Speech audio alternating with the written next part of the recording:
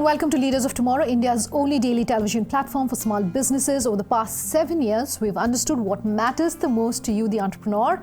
And in year 8, we're taking head-on 2 of your most pressing concerns, that of funding and mentoring. I'm Sunanda Jayaseelan.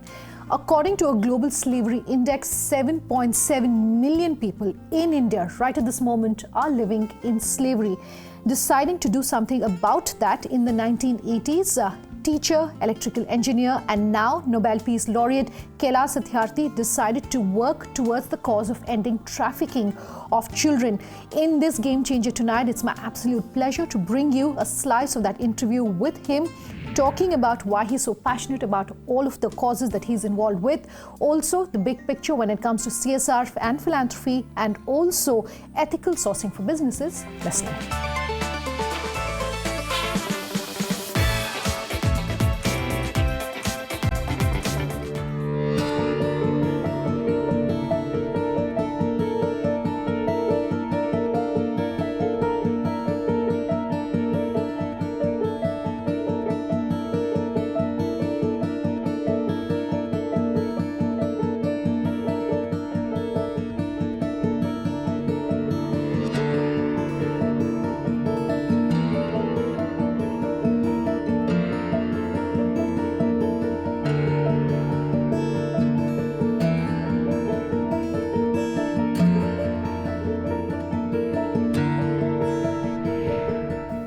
Thank you very much for joining us here on the Leaders of Tomorrow. Such a pleasure to have someone who's so deeply involved in the causes that you're in.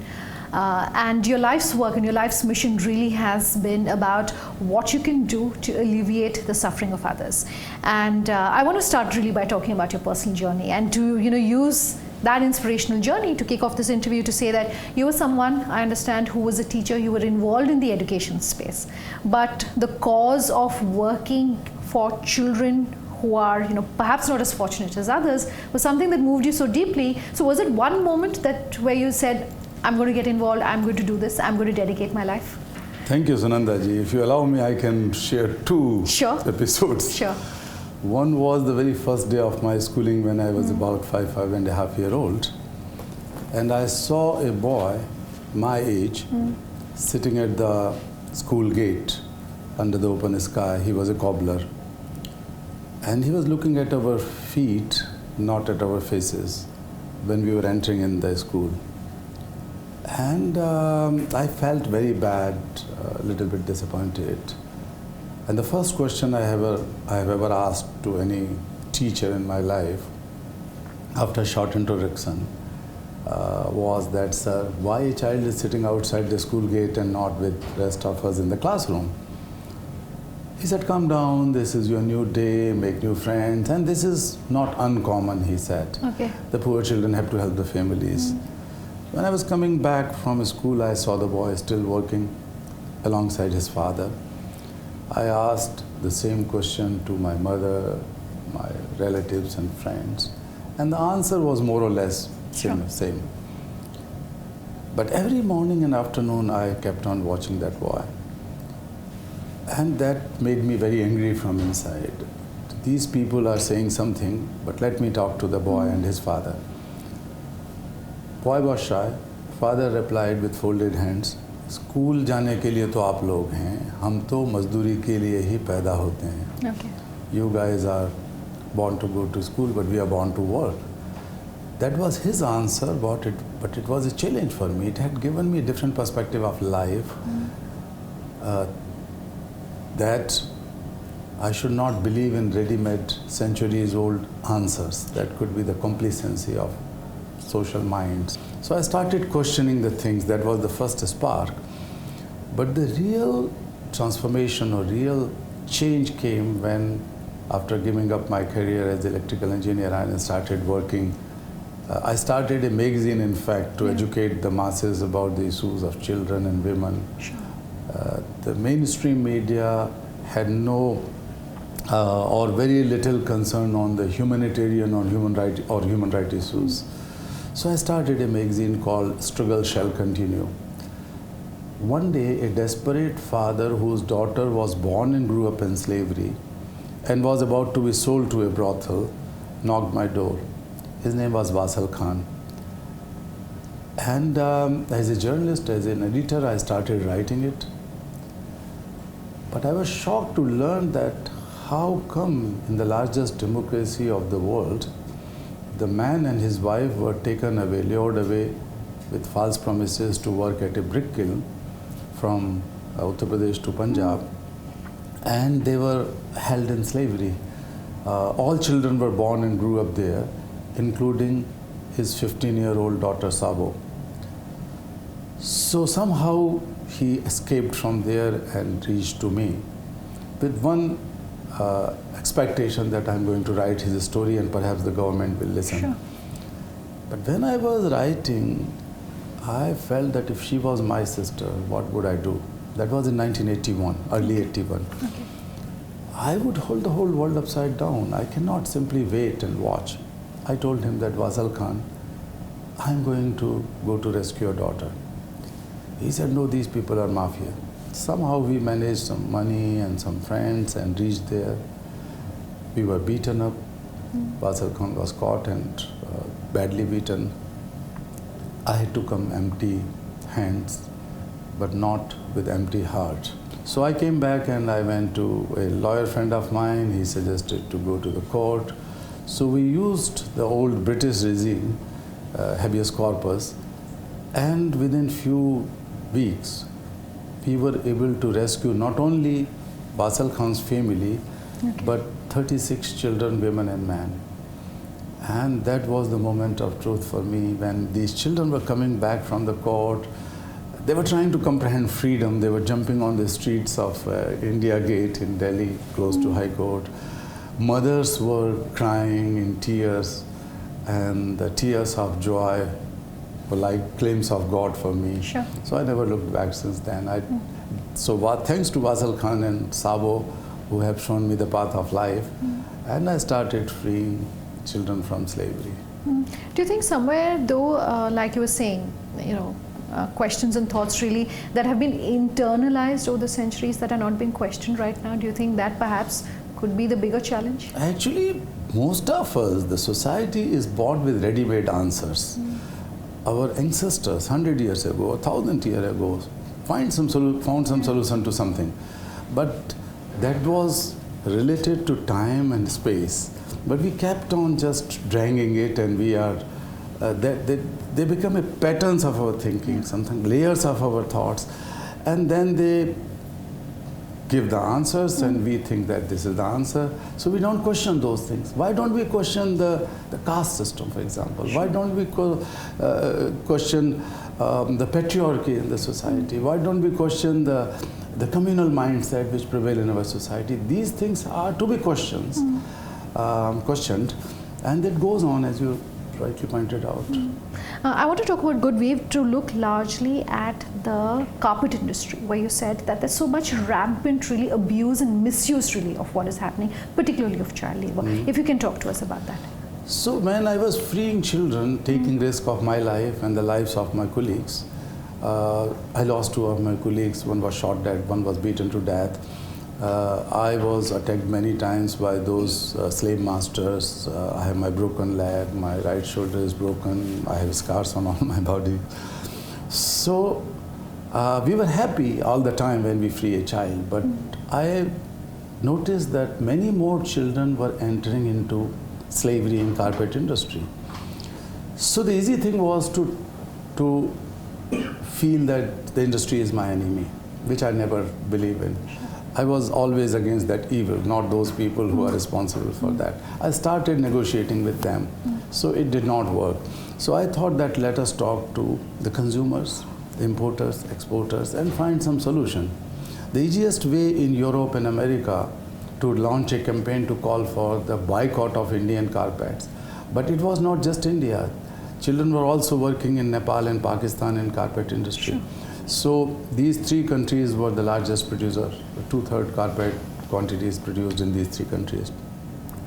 So with a positive, constructive mindset to find the solution of such problems, and the solution should be sustainable solution. Sure. It should not be just the one-go charity, help some children and that's all. It was very tough to convince a few carpet manufacturers in India and exporters there. Those who realize that the children do not produce the best quality of carpets. The best quality comes only from the skilled workforce, and they are elderly people. I don't want to go into the details of that, Sure. but I realize that we have to promote the carpets which are free from child labor. On the other hand, we have to put pressure on those companies which are exploiting children for their short-term gains. So we introduced this social labeling. Earlier it was known as rug mark. Now it is known as good weave. Yeah. So good weave is a label which guarantees that this rug, this carpet is not produced by child laborers. Time for a quick break. On the other side, we'll continue bringing you highlights of that game changer with Nobel Peace Laureate Kailash Satyarthi. Just stay tuned.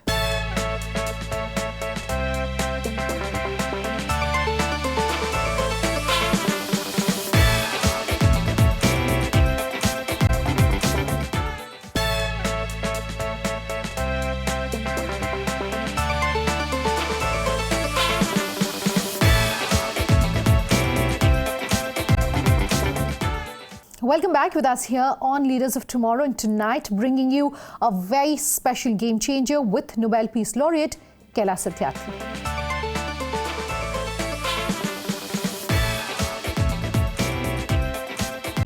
On the Leaders of Tomorrow, we've been on air for 8 years now, sir, and we talk to different experts about different aspects of business. We've never had the chance to speak with someone like yourself to look at the big picture in terms of what should businesses do. What in your mind is ethical best business practices, and if a company is looking at ethical sourcing, what should they keep in mind? I've been talking with the business people globally now that let us do business with compassionate intelligence. Sure. The businesses are normally carried out with intelligence. Yeah. That is the mindset to be more, profitable, productive, and so on. That is good. But when we talk of business with compassionate intelligence, we have to mix two things, the intelligence and compassion. And compassion means planet, people, and peace should not suffer. So I kept on saying that 4 P's have to go hand in hand for the sustainability of businesses and sustainability of the world. People, their best interest, planet, ecology, environment, profit, and peace. So how to make a chair where all these 4 arms can be built and we can sit comfortably, the world can sit comfortably. Sure. So profit should not be only driven by the short-term greeds, but it should be driven by the long-term sustainable thought, where the people should not suffer, their human rights are protected, and the planet should not suffer. The peace should not be compromised because of the global. If you protect one generation, this generation of children who is suffering in slavery, trafficking, child labor, sexual abuses, and so on, then you need not to protect and think for the protection of next generation and the generations to come. This protected, educated, healthy generation would be capable enough to protect all the generations to come in the future. So invest in one generation, invest in their freedom. While we have been talking about how to balance the two, on the Leaders of Tomorrow, increasingly we've been meeting more and more young entrepreneurs who are primarily social entrepreneurs, who are for profit but are social entrepreneurs. Are you happy with the kind of innovation that you're seeing coming out now, whether it's using technology or otherwise, amongst young entrepreneurs who are in the social space? Well, when we talk of corporate of today, then we talk of disruption, then we talk of innovation, sustainability. These are the phrases we cannot ignore, but they are the philosophies, they are the realities of today. So I always believe that the most modern technology should be used for betterment of humanity, to solve the social problems. There are so many problems which are created due to ignorance. We can invest in getting rid of ignorance. The digital, we are living in a digital world. How the artificial intelligence can help, how the robotic industries can help. All kind of possibilities are there in the world.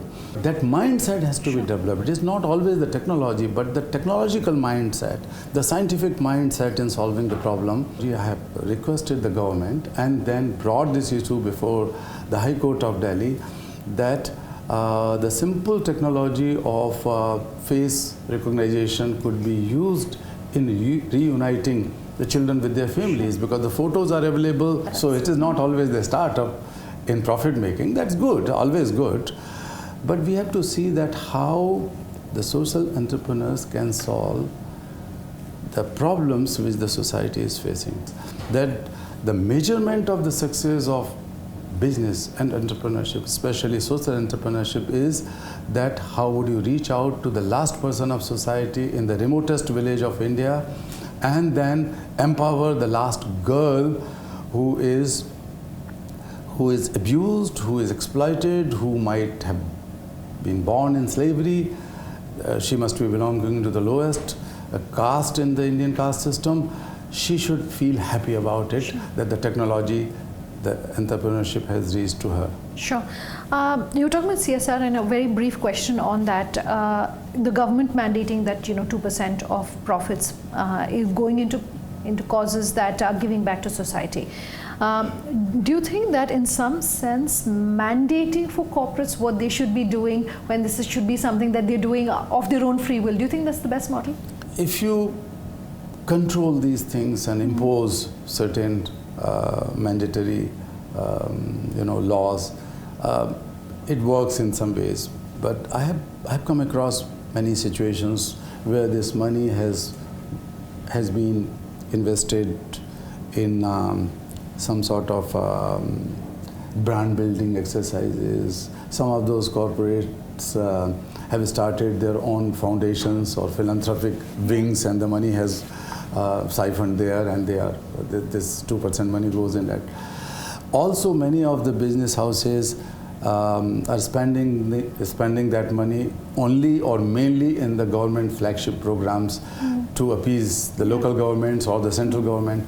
That is okay, but they can invest their money in much more better way so that they can have long-term productivity of that expenditure.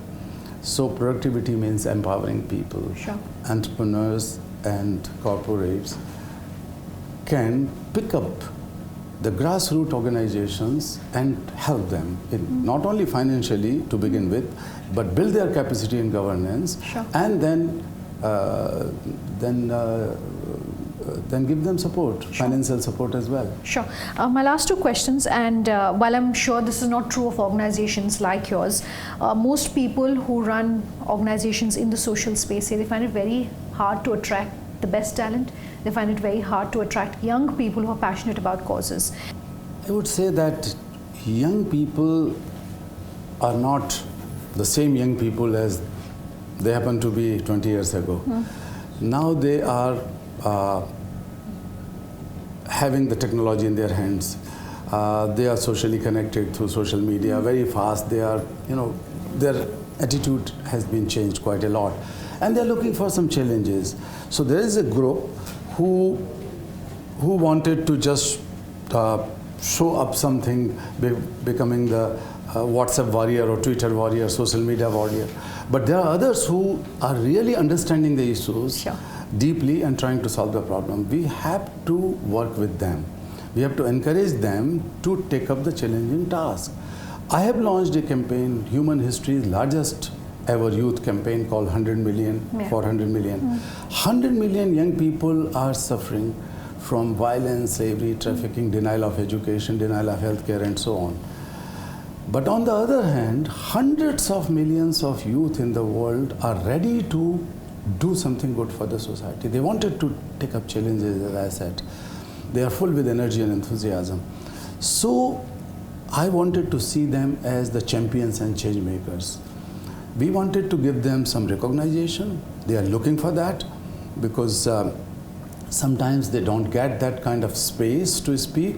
They are overburdened with demand for scoring more marks or build their careers and earn more money. The parents also do like that, and teachers and the whole system, in fact. But we have to give them a platform where they can voice out about themselves as well as about the issues of other people. So we should learn from the children and walk with them, and they should be sitting on the driving seat. So let us give the driving seat for the children and leadership role for the young people. So I want to end this conversation by asking you if you had any advice for entrepreneurs who are watching this interview, what would it be? I would say that entrepreneurs should have 3 Ds. I will give them 3D formula. Okay. So my first D is dream. If God has given you a capacity to dream, why you dream small? Dream big. Why big? Dream bigger. Why bigger? Dream biggest. Dream the biggest. So have biggest dream in your life.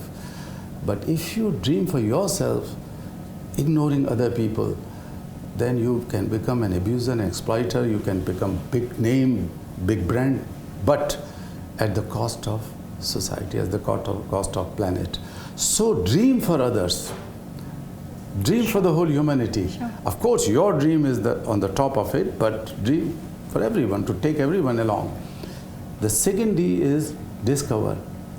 Discover the immense potential and power inside you, which the Almighty God has given to all of us. Otherwise, we are not born.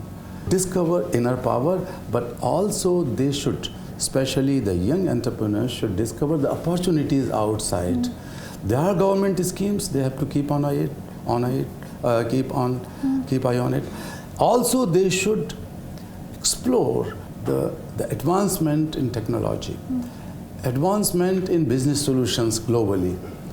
They should also know about the growing trends of geopolitics and geoeconomy. So that is discover outside and inside. Sure. And my third D is do. Then don't wait for anything.